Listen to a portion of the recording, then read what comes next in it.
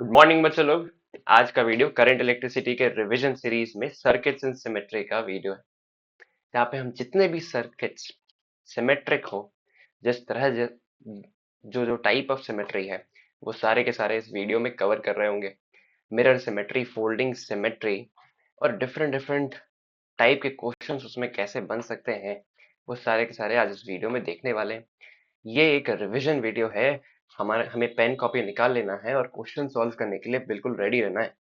सबसे पहला क्वेश्चन आता है मेरे दिमाग में कि मिरर सिमेट्री क्या होता है और फोल्डिंग सिमेट्री क्या होता है, और मिरर सिमेट्री को कैसे पहचानूं और फोल्डिंग सिमेट्री को कैसे पहचानूं। मिरर सिमेट्री को पहचानने के लिए सबसे पहले बैटरी का लाइन ढूंढते हैं। पहले बैटरी वाला लाइन कैसे ढूंढा जाए। अगर ये पॉइंट ए लिखा है, ये बी लिखा है, तो जरूर यहाँ से इस तरह से कुछ एक बैटरी कनेक्टेड है। अगर यहाँ पे 0 वोल्ट है तो यहाँ पे वी वोल्ट है। अगर अगर ये 0 और वी वाला वोल्ट है, अगर अगर ए और बी के बीच में बैटरी है, तो ए और बी के बीच वाला लाइन ही बैटरी लाइन। इसको क्यों ढूंढ रहे हैं? क्यों ढूंढ रहे हैं वो लाइन जहाँ पे बैटरी है? क्योंकि हमें इसके एक परपेंडिकुलर लाइन ढूंढना है, इसके इस बैटरी लाइन के एक परपेंडिकुलर लाइन ढूंढना है सच दैट मिरर सिमेट्री मिले। तो एक परपेंडिकुलर लाइन में यहाँ पे अगर बनाऊं, इसी लाइन के अबाउट मुझे ऐसा फील हो रहा है कि मिरर सिमेट्री बनना चाहिए। और ये ट्रू भी है। यहाँ पे आर रेजिस्टेंस है तो यहाँ पे भी आर है, यहाँ पे आर है, ये भी आर है, और ये आर है तो ये भी आर है।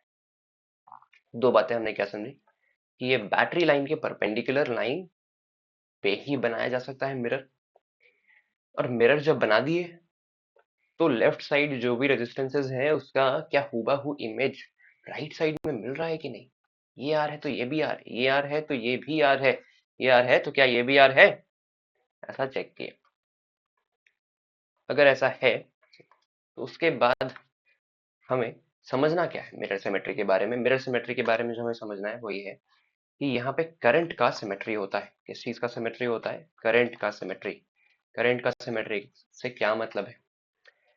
अगर करंट यहाँ से आई फ्लो किया, मान लेते हैं 3 डिवीजन होने की वजह से यहाँ I1 करंट गया होगा, यहाँ I2 करंट गया होगा, यहाँ I3 करंट गया होगा। तो क्योंकि ये पूरा का पूरा इस मिरर के अबाउट सिमेट्री है, तो यहाँ से भी I1 करंट ही निकलेगा, यहाँ से भी I2 करंट ही निकलेगा, यहाँ से भी I3 करंट ही निकलेगा। तो इसमें कौन सी बड़ी बात हो गई? समझो कि अगर इस फिगर को थोड़ा बड़ा किया जाए और इसको ध्यान से यहाँ पे देखा जाए कि यहाँ से अगर एक I1 करंट जाता है और यहाँ से भी I1 करंट ही एग्जिट आउट कर जाता है ना, तो बीच में ये जो डिवीजन है, यहाँ पे ये जो I1 करंट है इसको तो डिवाइड होना चाहिए था। इसको तो इस वाले रेजिस्टेंस में और इस वाले रेजिस्टेंस, दोनों रेजिस्टेंस में चले जाना चाहिए था। पर अगर वो पूरी तरह से I1 इस सर्किट में ही चला गया, जितना करंट आ रहा था उतना ही चला गया I1 इस सर्किट में, तो इसका मतलब कि बीच वाले में सर्किट में कोई भी करंट नहीं गया होगा। सिमिलरली अगर I2 यहाँ पे करंट इस रेजिस्टेंस में एंटर कर रहा है और I2 एग्जिट आउट भी कर जाता है इस रेजिस्टेंस से, जिसका मतलब इस रेजिस्टेंस में कोई भी करंट एंटर नहीं किया होगा इस जंक्शन से। देयरफॉर मिरर सिमेट्री के अबाउट हम करंट का सिमेट्री ढूंढते हैं और ढूंढते हैं कि अगर अगर अगर करंट सिमेट्रिक है तो बीच वाला कौन सा रेजिस्टेंस इग्नोर किया जा सकता है, और इसको क्वेश्चंस के थ्रू समझेंगे कि कैसे कैसे रेजिस्टेंसेस इग्नोर किए जाए।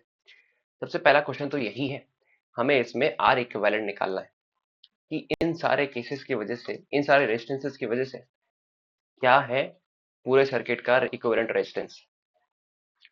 ये दो अगर मैं इग्नोर कर दूं तो ध्यान दो कि सिर्फ ये पार्ट, ये पार्ट, ये और ये और ये और ये इस सर्किट में बच गया। ऐसे में बड़ी आसानी से अपन सीरीज पैरेलल का कंसेप्ट लगा के इसको सॉल्व कर सकते हैं। तो करते हैं एक बार सॉल्व, है कि नहीं? इसको सॉल्व करते हैं।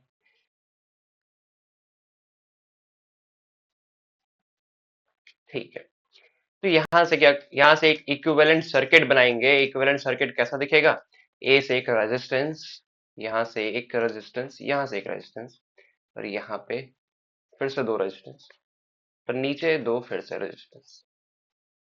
और बी पे एक और रेजिस्टेंस। बीच वाले जो दो रेजिस्टेंस है से जिससे कोई भी करंट नहीं जा रहा था उसको इग्नोर कर दिए। ये आर, ये आर, ये आर, ये भी आर, ये आर, ये आर और ये आर, तो ये भी आर। ठीक, जैसा क्वेश्चन में दिया हुआ है। तो ये दोनों सीरीज में है, साथ साथ में ये दोनों भी सीरीज में, ये दोनों भी सीरीज में है, पर ये तीनों पैरेलल में होने की वजह से मैं इसका इक्विवेलेंट कुछ ऐसा बना सकता हूँ जहाँ पे यहाँ लिखूंगा 2R/3 और फिर एक रेजिस्टेंस, और ये पॉइंट ए है और ये पॉइंट बी है। ठीक है, इसके वजह से जो इक्विवेलेंट आएगा वो होगा R equivalent is equal to 2R/3 plus R, है कि नहीं? This will be 8R/3। JEE Main 2024 का ये क्वेश्चन है, 8R/3 इसका आंसर है, बिल्कुल सही है। मैं कैसे समझूं कि किस किस किस क्वेश्चन में मिरर सिमेट्री लगाना है, किस क्वेश्चन में फोल्डिंग सिमेट्री लगाना है, मैं ये बात कैसे डिसाइड करूं? क्या इसमें अगर मिरर सिमेट्री लगाए तो क्या इसमें फोल्डिंग सिमेट्री नहीं लग सकता था? चेक करते हैं, नेक्स्ट फोल्डिंग सिमेट्री का कंसेप्ट। फोल्डिंग सिमेट्री के कंसेप्ट को स्टार्ट करने से पहले फिर से एक बार बैटरी का लाइन ढूंढेंगे। ए से बी मुझे बैटरी का लाइन मिल गया, बैटरी का लाइन एक बार बना देता हूँ। मिरर सिमेट्री के लिए बैटरी के लाइन के परपेंडिकुलर एक लाइन बनाना था जहां पे मिरर रखना था, जिसके अबाउट लेफ्ट साइड में जितने रेजिस्टेंसेस है उसका इमेज देखना था कि राइट साइड में मिल रहा है कि नहीं। पर फोल्डिंग सिमेट्री में ए बी लाइन जो बैटरी का लाइन है, जो बैटरी का लाइन मिला, उसी लाइन को फोल्डिंग सिमेट्री के लिए यूज करना है और उस लाइन के ही अबाउट पूरे पेपर को फोल्ड कर देना है। ऐसा इमेजिन करो कि ये ऊपर वाला नीचे वाला ऊपर चला गया। अगर ऐसा हुआ होगा तो ये रेजिस्टेंस और ये रेजिस्टेंस आपस में टकरा रहे होंगे, ये रेजिस्टेंस आपस में टकरा रहे होंगे और ये रेजिस्टेंस अपने आपस में टकरा रहे होंगे। मैं इसको फोल्डिंग सिमेट्री तभी कह सकता हूं तब ये रेजिस्टेंस इक्वल हो, ये इक्वल हो, ये इक्वल। ठीक है सर, तो इसका मतलब ये तो फोल्डिंग सिमेट्री है। यहाँ से एक लाइन बनाया मैंने, यहाँ पे ये इसके इक्वल है, ये इसके इक्वल है, ये इसके इक्वल है। ठीक, तो आगे क्या किया जाए, चेक करते हैं। फिर इस रेजिस्टेंस का इस रेजिस्टेंस से इक्वल होना, एक फोल्डिंग सिमेट्री मिलना, इसका ये मतलब है कि आर इक्विवेलेंट लिखा जा सकता है इन दोनों के वजह से। अगर यहाँ पे एक सर्किट वापस, यहाँ पे सर्किट इसको वापस से बनाया जाए, ये आर, ये ए, और यहाँ पे अगर आर इक्विवेलेंट चाहिए मुझे इन दोनों की वजह से, तो मुझे समझना पड़ेगा कि ये दोनों पैरेलल में है कि सीरीज में। ये बात समझने के लिए मैं इस पॉइंट पे ध्यान दूंगा, ये पॉइंट ए है। ठीक है, क्योंकि सिमेट्रिक है यहाँ पे, तो करंट जितना फ्लो यहाँ से कर रहा होगा उतना ही फ्लो यहाँ से भी कर रहा होगा। यहाँ से इतना करंट फ्लो किया और यहाँ पे रेजिस्टेंस अगर आर है तो यहाँ पे पोटेंशियल ड्रॉप कुछ आया, ए माइनस आई आर। इस रेजिस्टेंस के भी अक्रॉस ये वाला पोटेंशियल ए ही है, इस रेजिस्टेंस के भी अक्रॉस करंट आई ही जा रहा है और इस रेजिस्टेंस का भी रेजिस्टेंस आर ही है, तो यहाँ पे भी potential E minus I R ही आया। Therefore, it can be said कि ये इस रेजिस्टेंस के क्रॉस जो पोटेंशियल डिफरेंस है और इस रेजिस्टेंस के अक्रॉस जो पोटेंशियल डिफरेंस है, दोनों सेम होने की वजह से दोनों सिमेट्रिक में है, दोनों सिमेट्री में है। और फोल्डिंग सिमेट्री का यही कहानी है कि जब फोल्ड कर दिया जाए तो जो आपस में टकरा रहे थे उसका इक्विवेलेंट लिखना होगा रेजिस्टेंस का, किस क्या मान के कि वो सारे पैरेलल में है। RA/2 यहाँ लिखे, यहाँ लिखे R/2, फिर यहाँ लिखे R और ये लिखे R और यहाँ R बनाए। ये बन गया equivalent resistance for this folding symmetry, जहाँ पे फोल्ड करने का तरीका था फोल्डिंग सिमेट्री। पहला फाइंड करना था बैटरी लाइन,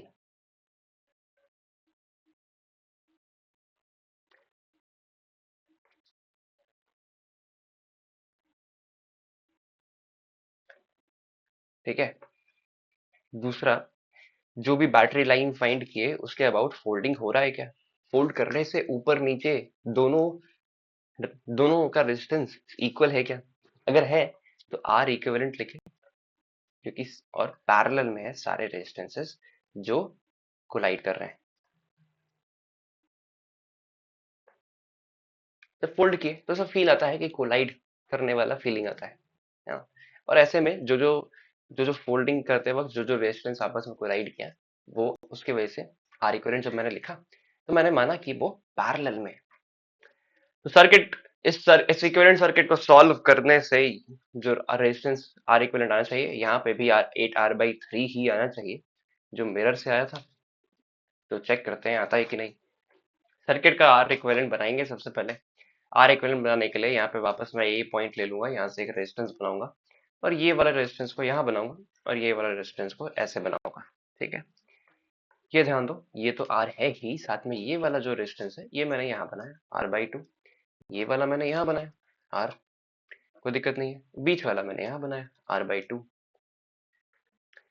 फिर अब जो राइट साइड में है उसको फिर से यहाँ पे R/2 मिला मुझे, और यहाँ पे जो मिला वो R मिला। ध्यान देने वाली बात है कि ये तो एक वीट बैलेंस्ड व्हीटस्टोन का कंडीशन बनने लगा, जहाँ पे ये R/2 है, ये R है, ये R/2 है, ये R है। तो R1/R2 is equals to R3/R4। तो इसका मतलब इससे कोई भी करंट नहीं जा रहा होगा, इसको इग्नोर कर सकता हूँ और एक और बार रेजिस्टेंस इक्विवेलेंट सर्किट फिर से एक बार बनाना पड़ेगा। ठीक है, फिर से बनाते हैं।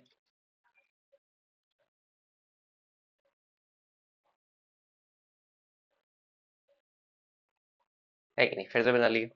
यहाँ पे R है, यहाँ पे R/2 है, यहाँ पे R/2 है, ये R है और ये भी R। अब आसान हो गया।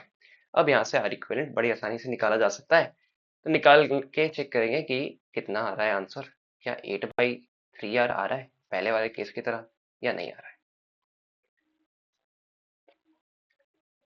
ठीक है, तो यहाँ पे R रेजिस्टेंस है, ऊपर पे R/2 R हो गया, नीचे पे R 2R हो गया, और यहाँ पे B के पहले R है तो ये बना दिए, और ये पूरा लिखे इस तरह से। R और 2R के वजह से जो मिलेगा मुझे वो 1/R प्लस 1/2R होगा, दैट विल बी 2R/3। और यहाँ से फिर एक R बनेगा, और ये बीच में इसके जगह आया 2R/3, और इसके जगह तो R है ही। और यहाँ पे बैटरी था B, यहाँ पे बैटरी था A। क्या किए सबसे पहले ढूंढे कि फोल्डिंग है कि नहीं। फोल्डिंग ढूंढने का तरीका, बैटरी का लाइन ढूंढना है। बैटरी का लाइन बैटरी का लाइन ढूंढते ही मुझे ये समझ में आ गया कि सर्किट में फोल्डिंग तो है भाई, है ना। ऊपर वाला जो रेजिस्टेंस है नीचे वाले रेजिस्टेंस से मैच कर रहा है, और ऐसा हो रहा है तो वो सारे पैरेलल में। वो भी समझे क्यों, क्योंकि दोनों के अक्रॉस वोल्टेज सेम है, वोल्टेज ड्रॉप इक्वल है दोनों में। और ऐसा समझने के बाद हम समझे कि अच्छा ठीक है भाई, तो फिर इसका मतलब फोल्डिंग होने से मैं जो भी नीचे वाले रेजिस्टेंसेस रहेंगे उसको ऊपर ले जा करके उसका पैरेलल में रख करके उसका आर इक्विवेलेंट निकाल दूंगा। ठीक है, आर इक्विवेलेंट निकालने के बाद यहाँ पे जो इक्विवेलेंट सर्किट बनेगा वो कुछ ऐसा बनेगा। इक्विवेलेंट सर्किट का में भी एक व्हीट स्टोन भी दिख गया। यहाँ से क्या दिख गया, यहाँ पे व्हीट स्टोन, वो भी कैसे टाइप का, बैलेंस्ड, है कि नहीं। व्हीट स्टोन तो ऐसे टाइप ऐसे सेटअप का हर एक रेजिस्टेंस होता है, पर ये बैलेंस्ड भी है। बैलेंस्ड होने से बीच वाले रेजिस्टेंस को हटा सकते हैं, बीच वाले रेजिस्टेंस में कोई भी करंट नहीं जा रहा होगा। और आर इक्विवेलेंट निकालें यहाँ से इस तरह से। अभी अभी मुझे बहुत क्लियरली दिख रहा है कि R 2R/3 और R तीनों सीरीज में, और ऐसे में टोटल R इक्विवेलेंट जो होगा वो होगा 8R/3। दैट इज जो पहले हमें मिरर सिमेट्री से भी मिला। फिर से एक बार रिकैप किया जाए, मिरर सिमेट्री में मिरर का जो लाइन है, मिरर एक लाइन है, मिरर एक लाइन है, एक लाइन पे मुझे मिरर बनाना पड़ेगा, तो वो लाइन होना चाहिए बैटरी के परपेंडिकुलर। फोल्डिंग में लाइन होना चाहिए बैटरी के ही ऊपर, मिरर में होना चाहिए बैटरी के परपेंडिकुलर, फोल्डिंग में होना चाहिए बैटरी के ही ऊपर। मिरर में होना चाहिए बैटरी के परपेंडिकुलर, फोल्डिंग में होना चाहिए बैटरी के ही ऊपर। अगर ऐसा बनाए तो मिरर में जो सिमेट्री था करंट का सिमेट्री था, कि करंट इधर से जितना आ रहा है उधर से उतना ही जा रहा होगा। फिर एनालाइज किए कि भाई करंट अगर इधर से इतना आ रहा है और उधर से उतना जा रहा है तो बीच वाले में गया क्या, गया कि नहीं गया, सोचे ऐसा। फिर फोल्डिंग पे डिसाइड गए और फोल्डिंग पे देखे कि वापस बैटरी का लाइन पे फोल्ड करने से जो नीचे वाला पार्ट है वो ऊपर वाले के इक्विवेलेंट है, तो नीचे वाला रेजिस्टेंस ऊपर वाले रेजिस्टेंस के पैरेलल है। ये भी बात प्रूफ की। प्रूफ करने के बाद ऐसा आर इक्विवेलेंट सर्किट बनाए और आर इक्विवेलेंट से पूरे सर्किट का इक्विवेलेंट सर्किट निकाले। ये तो हो गया बेसिक बातें। मिरर और फोल्डिंग में हमें बहुत तरह तरह के क्वेश्चंस पूछे जाते हैं और एक क्वेश्चन 2012 में जेई एडवांस में पूछा गया था, वो पहले सबसे पहला वो सेकंड हमारा क्वेश्चन है आज का।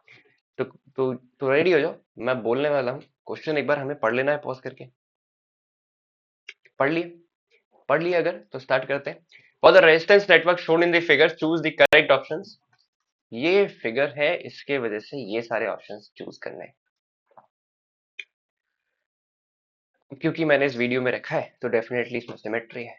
तो ढूंढते हैं कौन सा टाइप का सिमेट्री है। बैटरी वाला लाइन। स्टेप वन क्या है, फिर से मैंने बताया स्टेप वन क्या है, बैटरी वाला लाइन ढूंढना। Find the battery line. Battery line ढूंढ लिया क्या हम लोग? बैटरी लाइन बिल्कुल ढूंढ लिया, ये वाला लाइन बैटरी लाइन है। यहाँ से करंट आ रहा है, यहाँ से करंट जा रहा है, ये वाला लाइन बैटरी लाइन है। तो मुझे अगर फोल्डिंग बनाना है तो मुझे ये वाला लाइन लेना होगा। अगर मुझे मिरर बनाना है तो मुझे ये वाला लाइन लेना होगा। ये मिरर है, ये फोल्डिंग है। इतनी बातें अगर समझ में आ गई तो ए बी के अबाउट फोल्डिंग पहले चेक करते हैं। फोल्डिंग तो बिल्कुल भी नहीं है। ये वाले पेपर, इस वाले पेपर को इस लाइन के अबाउट फोल्ड कर दिया जाए तो ये 4 का 2 मिल रहा है, 4 का 2 मिल रहा है, 4 का 2 मिल रहा है, ऐसा कैसे चलेगा? फोल्डिंग नहीं है। दूसरा देखेंगे मिरर है कि नहीं, है कि नहीं। फोल्डिंग तो है नहीं, फोल्डिंग को मिटा दो, फोल्डिंग को मिटा दो। मिरर देखने के लिए बैटरी के लाइन से परपेंडिकुलर एक लाइन बनाए और मिरर चेक करने के लिए यहाँ पे एक जो लाइन बना है इसके इस साइड जितना रेजिस्टेंस है वो है 2 और इधर भी 2, इधर 1, यहाँ भी 1, यहाँ 4, यहाँ भी 4। ठीक, तो मिरर सिमेट्री है। क्या सिमेट्री है? Mirror symmetry. Mirror symmetry. Mirror symmetry होने के बाद मुझे अब करंट सिमेट्री होता है मिरर सिमेट्री में कि मतलब जितना करंट एंटर किया उतना ही करंट उसी पैटर्न में एग्जिट करेगा। तो I1 यहाँ से, I2 यहाँ से, तो I1 यहाँ से, I2 यहाँ से। ये मिरर सिमेट्री का मतलब 2 ओम से अगर I1 करंट जा रहा है, यही करंट I1 यहाँ पे आता है, यही करंट I1 यहाँ पे आता है, तो कोई भी करंट यहाँ डिवाइड नहीं हुआ होगा। यही I2 करंट अगर यहाँ पे आता है, यही I2 करंट अगर यहाँ पे आता है, तो कोई भी करंट डिवाइड नहीं हुआ होगा। ये दोनों रेजिस्टेंसेस को इग्नोर करके सॉल्व करना है। अब तो आसान हो गया, अब तो ये बहुत आसान हो गया। अगर मुझे इसको इग्नोर कर देना है, क्यों इग्नोर कर दिए? क्योंकि यहाँ से जितना करंट आया उतना ही करंट यहाँ से एग्जिट आउट कर गया, तो डिविजन कुछ नहीं हुआ होगा करंट का, है कि नहीं। करंट का कब डिवीजन होता है? मानो यहाँ से I1 आया, वहां से यहाँ से I आया, यहाँ से I1 गया और यहाँ से I2 गया, तो जंक्शन लॉ लगाते हैं यहाँ पे और बोलते हैं I is equal to I1 plus I2। जितना करंट आया उतना करंट गया, by law of conservation of charge. फिर मान लेते हैं इस पॉइंट पे यहाँ पे I1 आया और यहाँ से I1, एक सेकेंड, यहाँ से I1 आया और यहाँ से I1 गया, पर यहाँ पे एक और जंक्शन है, I1 प्लस I1, यहाँ से मान लेते हैं I2 गया, I2 गया, तो जितना आया उतना गया। फिर से वही कंसेप्ट, जितना आया उतना गया, जितना आया उतना गया। I1 आया, माइनस I1 गया, माइनस I2 गया, तो I2 जीरो होगा। इससे कोई भी करंट नहीं गया, जितना आया उतना ही। अगर इस वाले रेजिस्टेंस इस वाले सर्किट से चला गया तो I2 से कोई भी करंट नहीं गया होगा। सही बात है। इसी कंसेप्ट का मिरर में सबसे ज्यादा यूज होता है, मिरर सिमेट्री में। इसी कंसेप्ट का यूज करके हम यहाँ पर 1 ओम को इग्नोर किए और इसी कंसेप्ट का यूज करके मैं यहाँ पे एक आर इक्विवेलेंट सर्किट बनाने वाला हूँ जो कि कुछ ऐसा दिखेगा। ये 2 ओम हो गया, यहाँ से फिर से एक 2 ओम बनाए, यहाँ से फिर से एक 2 ओम बनाए। यहाँ से 4 ओम बनाए, यहाँ से फिर से एक 4 ओम बनाए, और यहाँ से फिर से एक 4 ओम बनाए। बीच वाले 1 ओम को इग्नोर कर दिए क्योंकि उसमें से कोई भी करंट नहीं जा रहा है। यहाँ से एक बैटरी बनाए, और जैसा इनिशियली माने थे कि यहाँ से I1 जा रहा है, यहाँ से I2 जा रहा है, वो अभी भी वैलिड। अगर मुझे उससे इस पूछे कि I1 I2 कितना है, जो कि क्वेश्चन में पूछा भी है, क्वेश्चन में पूछा है कि इस सर्किट से I1 I2 कितना है, करंट कितना निकल रहा है, तो कैसे निकाला जाए। ऊपर वाले सर्किट का रेजिस्टेंस होगा 2 + 2 + 2 दैट इज 6 ओम। सारे के सारे सीरीज में है, नीचे वाले भी सारे के सारे सीरीज में है, तो 4 + 4 + 4 12 ओम नीचे आएगा। यहाँ पे एक बैटरी है दैट इज 12 वोल्ट। तो यहाँ से करंट कितना गया होगा, ये पता करने के लिए मुझे आर इक्विवेलेंट निकालना पड़ेगा और वी बाई आर करना पड़ेगा, है कि नहीं। तो 6 और 12 का आर इक्विवेलेंट कितना होता है भाई, 6 और 12 का आर इक्विवेलेंट होता है 3। अगर अगर 6 और 12 पैरेलल में है तो, और 6 और 12 अगर पैरेलल में है तो इसका आर इक्विवेलेंट निकाले 3।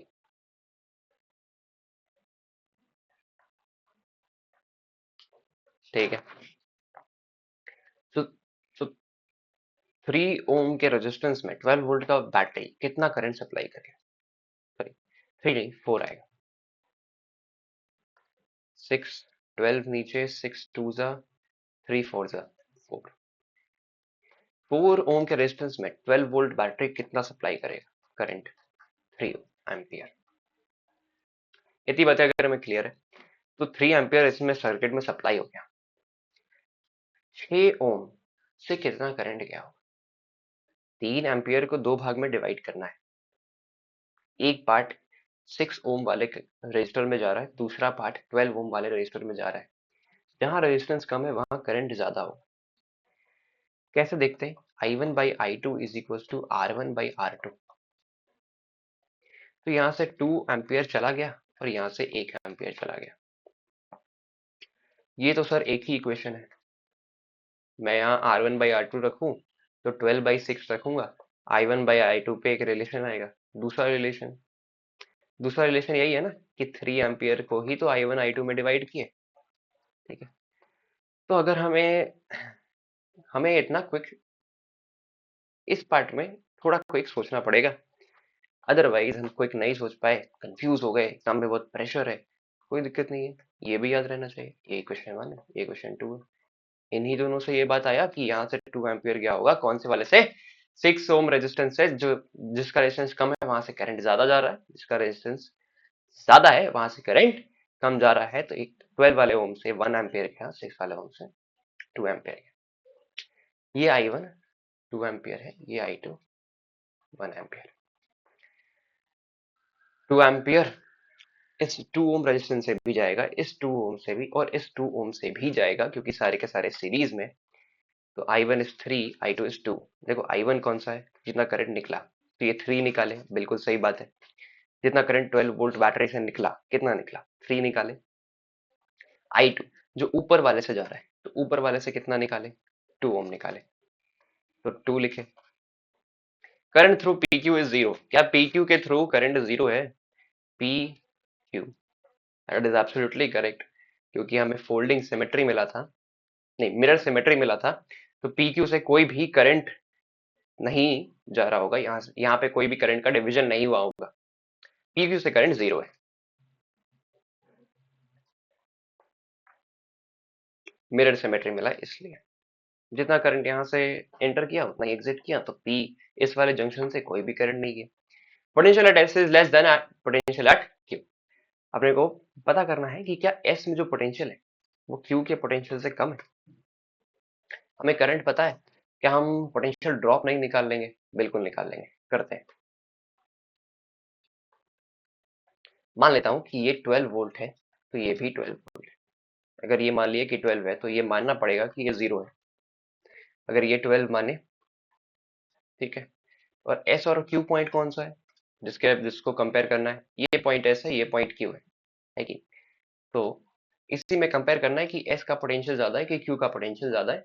S का पोटेंशियल निकालने के लिए मुझे क्या करना पड़ेगा, मान लेता हूँ ये पॉइंट A है, तो इस ए पॉइंट से अगर जिसका 12 वोल्ट पोटेंशियल था, यहाँ पे एक रेजिस्टेंस है और एक और रेजिस्टेंस है, ये 2 ओम है, ये भी 2 ओम है, और यहाँ पे एस है। तो ये इसी पार्ट को मैंने यहाँ पे उठा के रखा है। यहाँ से करंट जा रहा है I1, that is given by 2 ampere. तो एस पे पोटेंशियल कितना ड्रॉप हुआ होगा, ये निकालने के लिए 12 माइनस 2 इंटू 4 करना पड़ेगा। समझो, ए से अगर एस करंट जा कर डायरेक्शन है, तो जरूर ए एक हायर पोटेंशियल है, एस एक लोअर पोटेंशियल है। एस क्योंकि एक लोअर पोटेंशियल है, ए क्योंकि एक हायर पोटेंशियल है, तो एस पे जरूर एक पोटेंशियल का ड्रॉप आया होगा। मुझे अगर पता करना है कि एस पे कितना पोटेंशियल है, मुझे 12 से माइनस आई इंटू उन दोनों के बीच में जितना रेजिस्टेंस है उसको लिखना पड़ेगा, और यही है वो पोटेंशियल जो एस पे होगा। तो जो रेजिस्टेंस है इन दोनों के बीच में वो 2 + 2 4 है, और जो करंट है इस रेजिस्टेंस के बीच साथ में के थ्रू वो 2 एम्पियर। यहाँ से पोटेंशियल एस निकाले 12 माइनस 8 दैट इज 4 वोल्ट। इसी तरह से Q के अबाउट भी पोटेंशियल निकालूंगा और कंपेयर करूंगा कि भाई S का पोटेंशियल ज्यादा है कि Q का पोटेंशियल ज्यादा है। तो Q पे पोटेंशियल निकाले, फिर से यहाँ पे एक 12 वोल्ट का पॉइंट ए पे 12 वोल्ट लिए पोटेंशियल, यहाँ पे एक रेजिस्टेंस है Q और A के बीच में दैट इज 4 ओम, और यहाँ से जो करंट जा रहा है दैट इज 1 एम्पियर। तो V ऑफ Q निकालने के लिए वापस से मुझे पोटेंशियल का ड्रॉप लेना पड़ेगा, क्योंकि करंट का डायरेक्शन A से Q के डायरेक्शन में। तो 12 minus 4 into 1 will give me 8 volt. अगर पोटेंशियल एट एस 4 वोल्ट आया था, पोटेंशियल एट क्यू अगर 8 वोल्ट आया, तो डेफिनेटली एस क्यू से छोटा है, और ऑप्शन में क्या कहता है, potential at S less than Q. तो ऐसे करना था ये सिमेट्री के क्वेश्चंस, ऐसे ऐसे क्वेश्चंस आ सकते हैं। एक और क्वेश्चन करें जिससे थोड़ा सिमेट्री का अंडरस्टैंडिंग और मजबूत हो। बैटरी का लाइन ढूंढो, बोल रहा है इस फिगर में बताओ कि मिरर है कि फोल्डिंग है कि नहीं। बैटरी का लाइन ढूंढे, बैटरी का लाइन इस V1 V2 के अलॉन्ग मिला। इस V1 V2 के अलॉन्ग मैंने एक बैटरी का लाइन बनाया, तो बैटरी का लाइन कुछ ऐसा बना, बैटरी का लाइन कुछ ऐसा बना। अगर बैटरी के अबाउट इस पूरे को फोल्ड कर दूं तो फोल्डिंग सिमेट्री है। तो चेक करते हैं है कि नहीं। ये आर है, ये भी आर है, ये आर है, ये भी आर है, ये आर है, ये भी आर है, ये आर है, ये भी आर है, ये आर है, और ये भी आर ही है। तो यहाँ पे फोल्ड कर दिया अगर, तो फिर इसका मतलब डेफिनेटली यहाँ पे एक फोल्डिंग सिमेट्री मिल रहा है। जितने रेजिस्टेंस लेफ्ट साइड में, वो जब जब फोल्ड करने के बाद कोलाइड किए राइट साइड वाले रेजिस्टेंसेस से, तो सारे सारे इक्वल थे। Folding symmetry is definitely true for this case. यहाँ पे बिल्कुल फोल्डिंग सिमेट्री मिल रहा हो, फोल्डिंग सिमेट्री इज करेक्ट। पर पहले केस में जैसे देखे थे, फोल्डिंग सिमेट्री के साथ साथ मिरर सिमेट्री भी मिल रहा था, क्या इसमें भी ऐसा कुछ हो रहा है? चेक करते हैं, चेक करते हैं। बैटरी का लाइन ये वाला लाइन है। मुझे अगर चाहिए कि हम अगर मिरर सिमेट्री ढूंढना चाहते हैं, हम क्या ढूंढना चाहते हैं, हम मिरर सिमेट्री ढूंढना चाहते हैं, तो बैटरी से परपेंडिकुलर एक लाइन बनाओ। बट बैटरी से परपेंडिकुलर बहुत सारा लाइन हो सकता है, पर मोस्ट प्रोबेबली मुझे ऐसा फीलिंग आ रहा है कि अगर मिरर इमेज मिलेगा तो इसी लाइन के अबाउट मिलेगा। यहाँ पे अगर मिरर रखूं तो ही मिलेगा, ऊपर वाला नीचे वाले का मिरर इमेज। चेक करते हैं है कि नहीं। ये आर है, ये भी आर है, सही है। ये आर है, ये भी आर है, सही है। ये आर है, ये भी आर है, ये आर, ये आर। पर ये R1 है, ये R2 है। ये R1 होता, ये भी R2 होता, है ना, तो काम बन जाता। पर ये मिरर सिमेट्री नहीं है, ये फोल्डिंग सिमेट्री है, ये मिरर सिमेट्री नहीं है। और इसलिए यहाँ पे जब इक्विवेलेंट सर्किट बनाएंगे तो फोल्डिंग सिमेट्री के कंसेप्ट को ध्यान में रखेंगे। फोल्डिंग सिमेट्री का कंसेप्ट क्या कहता है कि अगर इसके अबाउट अगर तुमने फोल्ड किया और इक्विवेलेंट सर्किट अब बनाना है, तो इसका मतलब जो पार्ट फोल्ड होने के बाद रेजिस्टेंसेस जो कोलाइड किए तो वो सारे पैरेलल में है। तो इसका इक्विवेलेंट सर्किट बनाते वक्त मैं क्या करूंगा, पहले तो V1, पहले तो बैटरी जो जैसे है वैसे बना दूंगा, ये प्लस, ये माइनस, ये V1। ऊपर एक लाइन, नीचे एक रेजिस्टेंस R1, बीच वाला फोल्डिंग सिमेट्री में इफेक्ट नहीं हुआ, ये वाला R, ये वाला एक रेजिस्टेंस, ये वाला एक रेजिस्टेंस, और यहाँ से एक R2 बनाया मैंने, और यहाँ से एक बैटरी फिर से लगाए, ये माइनस ऊपर है, ये प्लस नीचे है, यहाँ पे V2, और यहाँ से एक ऐसे फिर से बनेगा, और इन दोनों के बीच में भी, डायगोनल्स में भी, बीच में भी एक है रेजिस्टेंस, और यहाँ पे भी एक रेजिस्टेंस। फोल्डिंग सिमेट्री की वजह से ये दोनों रेजिस्टेंस का पैरेलल एक रेजिस्टेंस यहाँ पे लिखेंगे, पैरेलल में है क्योंकि ये दोनों, ये और ये, तो आर इक्विवेलेंट जो लिखेंगे वो होगा R/2। सिमिलरली ये और ये पैरेलल में, तो इसकी वजह से R/2, ये और ये पैरेलल में, तो इसकी वजह से फिर से R/2, ये और ये पैरेलल में, ये R/2, ये और ये भी पैरेलल में है, तो इसकी वजह से भी R/2 इक्विवेलेंट रेजिस्टेंस होगा, है कि नहीं? रेजिस्टेंसेस का इक्विवेलेंट सर्किट बनाए, और क्योंकि फोल्डिंग सिमेट्री था, तो जो रेजिस्टेंस लेफ्ट साइड में राइट साइड से कोलाइड कर रहा था फोल्ड करने पे, तो उसके वजह से इक्विवेलेंट सर्किट बनाते वक्त मुझे उसको पैरेलल मान के इक्विवेलेंट रेजिस्टेंस बनाना पड़ा। अब यहाँ पे R1 R V1 V2 और R1 R2 का वैल्यू दिया अगर होता, तो वो लूप लॉ लगा करके, KVL लगा के इसको सॉल्व करना पड़ता कि क्या क्या करंट है कि क्या रेजिस्टेंस है। अदरवाइज यहाँ पे कोई सिमेट यहाँ पे कोई बैलेंस बीच थ्रू नहीं दिख रहा है, यहाँ पे कोई ऐसा और सीरीज पैरेलल नहीं दिख रहा है, पर हमें इतना ही बोला है क्वेश्चन में कि इक्विवेलेंट सर्किट बताओ, और बताओ कि सिमेट्री है तो कैसा है मिरर की फोल्डिंग, तो बता दिए। नेक्स्ट करेंगे 2022 का जे एडवांस का क्वेश्चन। ये हमारे आज के टॉपिक मिरर सिमेट्री का लास्ट क्वेश्चन है। इससे हार्ड क्वेश्चन नहीं पूछा जा सकता मिरर सिमेट्री में, तो स्टार्ट करते हैं। क्वेश्चन पढ़ लिए क्वेश्चन, स्टार्ट करें। The figure shows a circuit having 8 resistances, 1 ohm each, labeled R1 to R8, and two ideal batteries with voltage E1 and E2 as 12 and 6 volt. E1 is 12, E2 is 6 volt. R1, R2, R3, R4, R5, R6, R7, R8 सारे के सारे resistances का एक ही resistance है, that is 1 ओम। सबसे पहले battery का line ढूंढेंगे, सबसे पहले ढूंढेंगे कोई सिमेट्री है कि नहीं। बैटरी का लाइन ढूंढो, ये वाला बैटरी का लाइन है, ये बैटरी है E2, ये बैटरी है E1, तो इसी के क्रॉस में मान सकता हूँ कि यहाँ कुछ एक पोटेंशियल O होगा, यहाँ पे पोटेंशियल V होगा। बैटरी का लाइन मिल गया, फोल्ड कर दो बैटरी के लाइन के अबाउट, तो मिल जाएगा फोल्डिंग सिमेट्री। तो ये इससे सिमेट्रिक है, ये रेजिस्टेंस इससे सिमेट्रिक है, ये रेजिस्टेंस इससे सिमेट्रिक है, definitely there is a folding symmetry.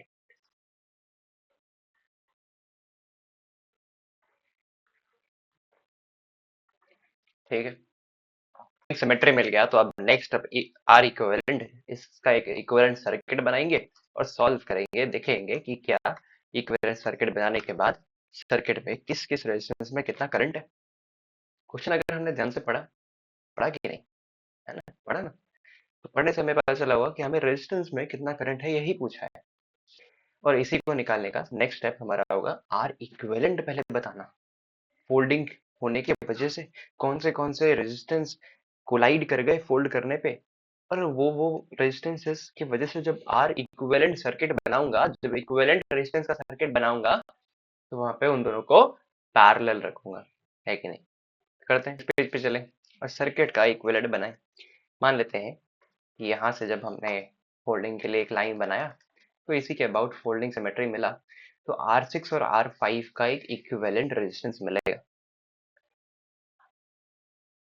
तो ये रहा मेरा E2 सर्किट, ये रहा मेरा रेजिस्टेंस, और उसके बाद ये आया E1, और फिर उसके बाद एक बार और R1 आया, पर यहाँ पे R6 है, पर हमारा ऐसा कहना है कि जब इसके अबाउट फोल्ड किए, इस लाइन के अबाउट, तो ये ऊपर वाला नीचे वाले के साथ जिस जिस रेजिस्टेंस से कोलाइड किया होगा वो पैरेलल में है बिकॉज ऑफ सिमेट्री। तो कुछ ऐसा भी बना सकता हूं मैं, है कि नहीं। सिमिलरली ये बीच वाले रेजिस्टेंस में जब इस रेजिस्टेंस से इस रेजिस्टेंस का फोल्ड करके जब ये रेजिस्टेंस इस रेजिस्टेंस के साथ मिल गया तो इन दोनों की वजह से जो आर इक्विवेलेंट आया वो भी ऐसे निकालेंगे, दोनों पैरेलल में फिर से आ गया। और ये वाले रेजिस्टेंस जो R7 है यहाँ पे इसके साथ R8 का पैरेलल निकालूंगा। सही बात है, क्योंकि सारा का सारा रेजिस्टेंस का जो वैल्यू है वो हमें क्वेश्चन में सेम दिया हुआ है, दैट इज 1 ओम। तो 1 ओम 1 ओम 1 ओम लिखेंगे, 1 ओम 1 ओम 1 ओम 1 1 एंड 1। और जो पैरेलल है, अगर दो पैरेलल रेजिस्टेंस है, दोनों का अगर 1 ओम 1 ओम रेजिस्टेंस है, तो इसका जो पैरेलल आर इक्विवेलेंट आएगा वो होगा हाफ, है कि नहीं। तो सारे 1 1 की जगह मैं हाफ रिप्लेस करूंगा। यहाँ पे मैं 1 वोल्ट का बैटरी रखूंगा, यहाँ पे मैं एक और बैटरी रखूंगा, यहाँ पे रेजिस्टेंस तो रखेंगे ही, साथ में जब इस बार रेजिस्टेंस लिख रहे होंगे तो यहाँ हाफ लिखेंगे, यहाँ पे जो रेजिस्टेंस बनाएंगे इस पे भी हाफ लिखेंगे, और यहाँ जो बनाएंगे इस पे भी हाफ लिखेंगे। This is the final circuit. E2 का वैल्यू 6 है, E1 का वैल्यू 12। अपने को पूछा कि डिफरेंट डिफरेंट रेजिस्टेंसेस में कितना करंट है, तो केवीएल लगाते हैं एक बार लूप 1 में, केवीएल लगाते हैं एक बार लूप 2 में। केवीएल लगाने का सबसे पहला स्टेप, करंट का डायरेक्शन पता करना पड़ेगा। मानते हैं E1 से करंट निकला, कितना निकला, मानते हैं I निकला। E1 से करंट जब निकला तो मानते हैं इस डिवीजन में डिवाइड हो गया होगा दो पार्ट में, let's suppose I1, let's suppose I2। यही I2 करंट यहाँ से लूप को कंप्लीट करेगा, और लेट्स सपोज यहाँ से यहाँ पे आएगा, और ये I1 करंट इस हाफ वाले रेजिस्टेंस से जाएगा, जिसका रेजिस्टेंस हाफ है, इस रेजिस्टर से जाएगा, और यहाँ से I1 और I2 जुड़ेगा तो वापस यहाँ I ही मिलेगा। तो ये वाले लूप में ये करंट इस रेजिस्टेंस से I है, यहाँ से I1 है, हाफ से सॉरी यहाँ से I2 है, हाफ से भी I2 है, और I1 है हाफ से। हमारा सर्किट रेडी है। कौन सा वाला सर्किट, जहाँ पे हम करंट को हर एक रेजिस्टर में डिस्ट्रीब्यूट कर रहे हैं।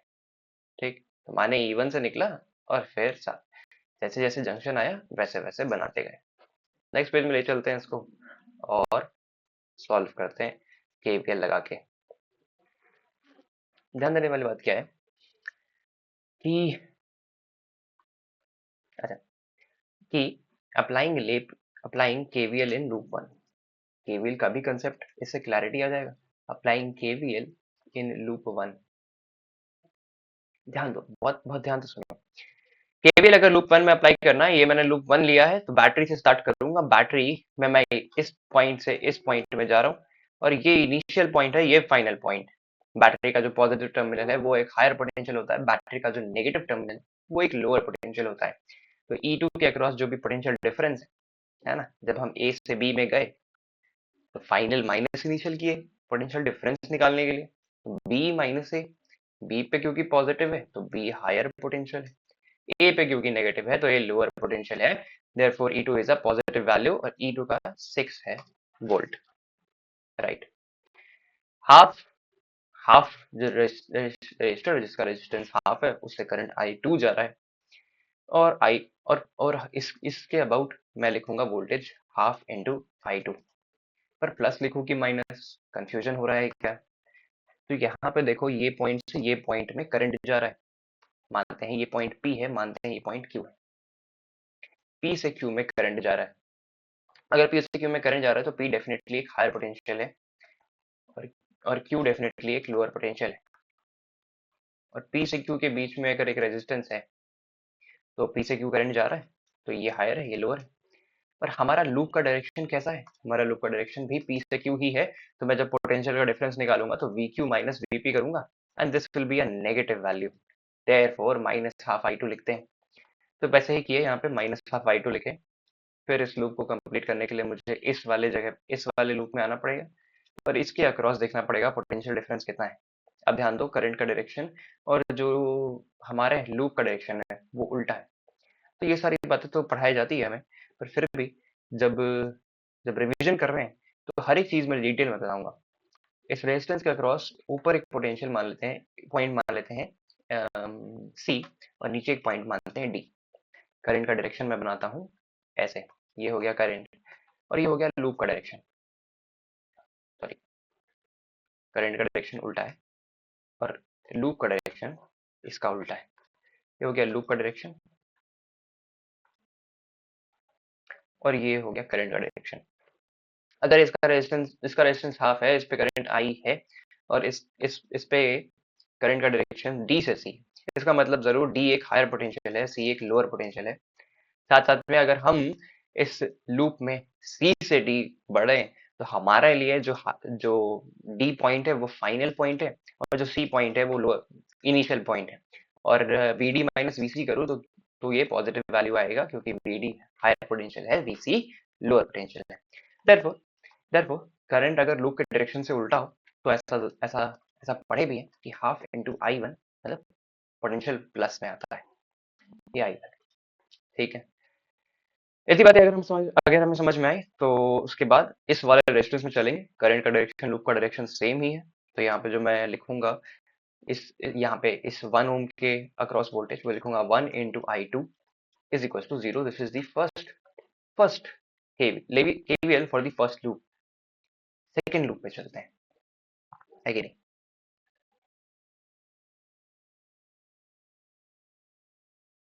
सेकेंड लूप के लिए सेकेंड पेज में जाना पड़ेगा। सेकेंड पेज में जाके इस लूप को बड़ा किया जा सकता है क्या? इस लूप को बड़ा किया जा सकता है क्या? बाप रे, बहुत बड़ा हो गया। इस लूप को बड़ा कर दिया और ये लूप 2 है, और इस लूप में मुझे अब फिर से केबीएल लिखना है, तो यहाँ से मैं फिर से एक बार बैटरी से स्टार्ट करूंगा। क्लियरली थोड़ा करंट का डायरेक्शन बनाते हैं और क्लियरली बनाते हैं कि लूप का डायरेक्शन कैसा है।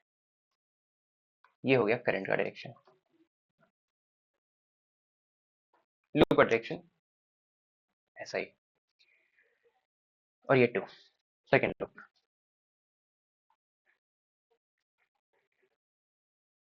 Therefore applying KVL in loop 2।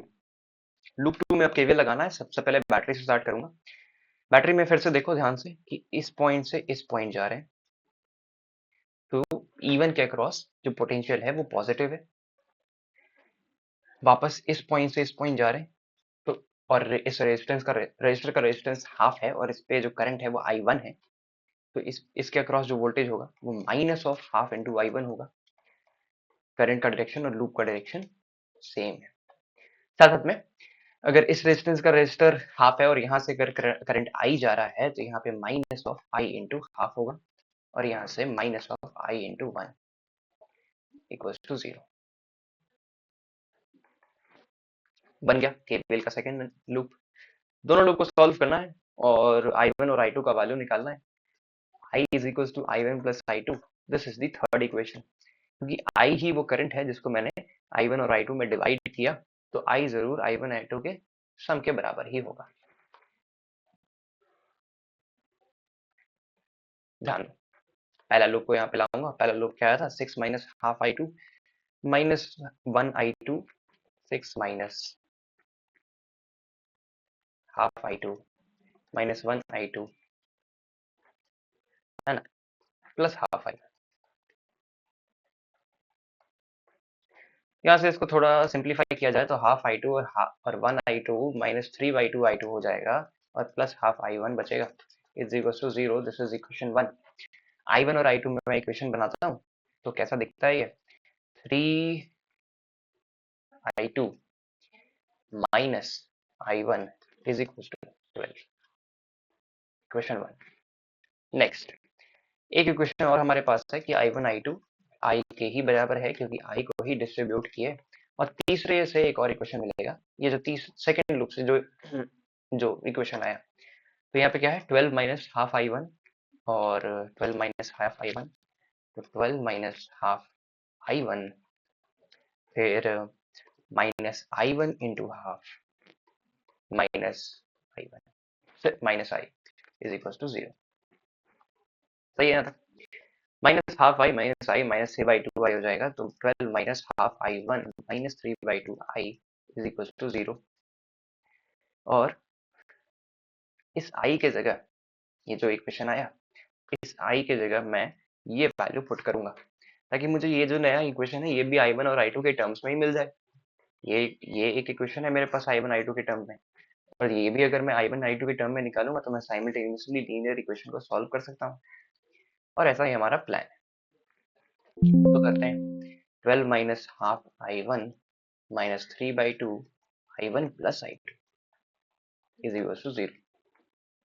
This will give me 12 minus half, common ले लेता हूँ, माइनस हाफ, और I1 plus 3I1 plus 3I2 is equal to 0। तो यहाँ से आ जाएगा I1 4I1 plus 3I2 is equals to 24. This is second equation. तो एक था 3I2 और minus I1 is equals to 12, ये था फर्स्ट इक्वेशन। सॉल्विंग 1 एंड 2, 1 और 2 को सॉल्व करेंगे और आंसर निकालेंगे। चेक करते हैं क्या आता है कि नहीं। 1 और 2 को सॉल्व करने के लिए फोर आई वन में से एक बार I1 हटाना है, 3I1 बचेगा, 3I2 और I2। अच्छा, सॉल्विंग 1 एंड 2, यहाँ पे माइनस कर देता हूँ, यहाँ पे माइनस और यहाँ पे भी माइनस, ये कैंसिल हो जाएगा, और 4I1 प्लस I1 5I1 मिलेगा। 5I1 plus 0 is equals to 12. So I1 is nothing but 12 by 5. This is nothing but 2.4 ampere. तो जिस भी सर्किट से I1 करंट जा रहा था वहां पे 2.4 एम्पियर करंट होगा। I2 I1 की जगह 2.4 रखूं यहाँ पे, तो I2 का वैल्यू निकलेगा। So I2 will be 12 plus 2.4 by 3. This will give me 14.4 by 3, है कि नहीं। यहाँ पे 2.4 रखे, 12 इधर गया, ये 2.4 इससे ऐड हो गया, तो यहाँ से मुझे मिलेगा 3 से 4 12, 3 से 8, 4.8, है कि नहीं। 4.8 मुझे मिला I2, और जो करंट टोटल मैंने अज्यूम किया था that is I1 plus I2, है ना, उसके लिए मैं I1 का जो वैल्यू आया वो लिखूंगा 2.4, I2 का वैल्यू जो आया 4.8, और जो आया I वो है 7.2 एम्पियर।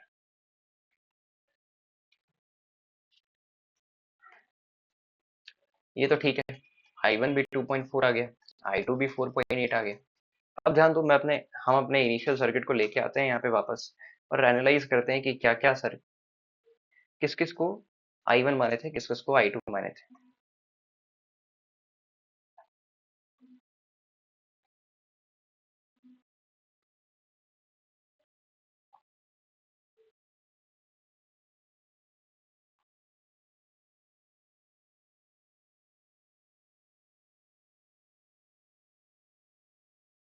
हाँ सही है, ठीक है।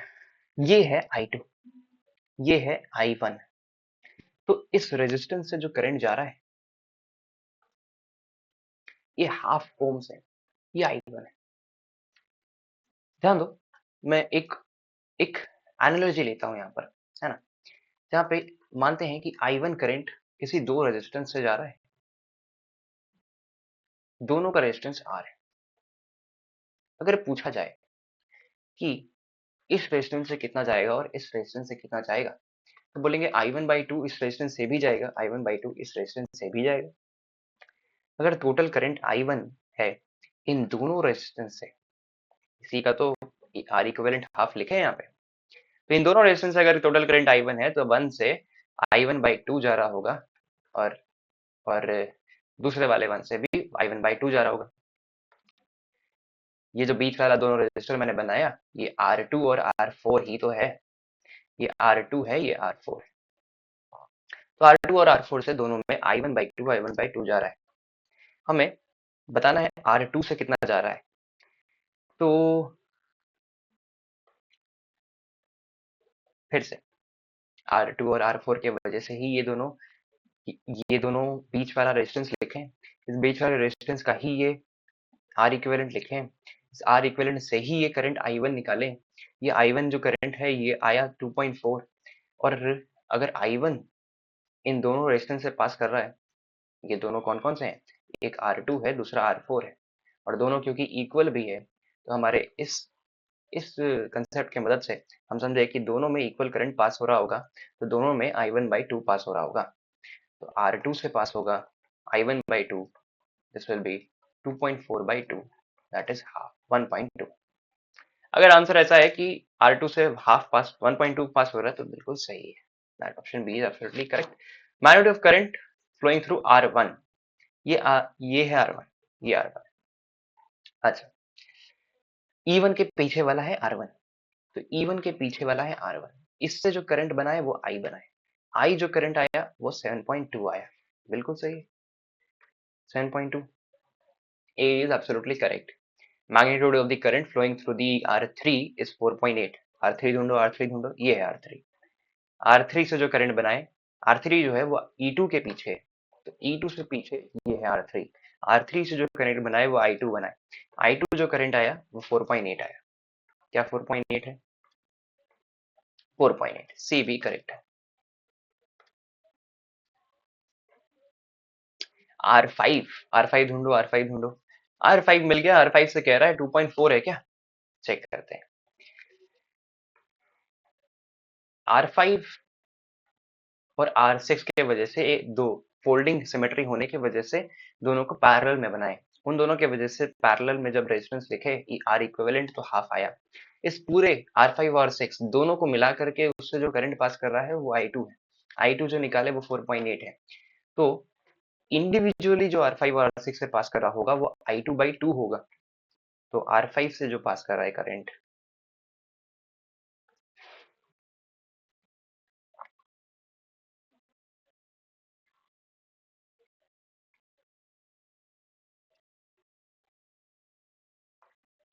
R5 से जो पास कर रहा है करंट वो है I2/2, एंड I2 आया हमारा 4.8। 4.8/2 करेंगे 2.4 आएगा। क्या आंसर 2.4 है? बिल्कुल, डी भी सही है। ए बी सी डी सारे ऑप्शंस करेक्ट थे हमारे इस क्वेश्चन के लिए। सही है, इससे ज्यादा हार्ड क्वेश्चन नहीं पूछा जा सकता। सिमेट्री के और एक दो कंसेप्ट है, क्यूब वाले कंसेप्ट या फिर वैसे कंसेप्ट जहाँ पे व्हीट स्टोन बैलेंस नहीं है पर सिमेट्रिक है, ये वाले कंसेप्ट भी एक और वीडियो में डिस्कस करेंगे सिमेट्री पार्ट 2 में। आज के लिए इतना ही। सिमेट्री में हमने जो जो सीखा वो है फोल्डिंग और मिरर और उस पर सारे क्वेश्चंस। इसको बहुत अच्छे से प्रैक्टिस करना है, पर एक एक क्वेश्चन ऐसे रिवाइज करना है कि कभी ना भूले, तो सिमेट्री का सारा क्वेश्चन बनेगा, है कि नहीं?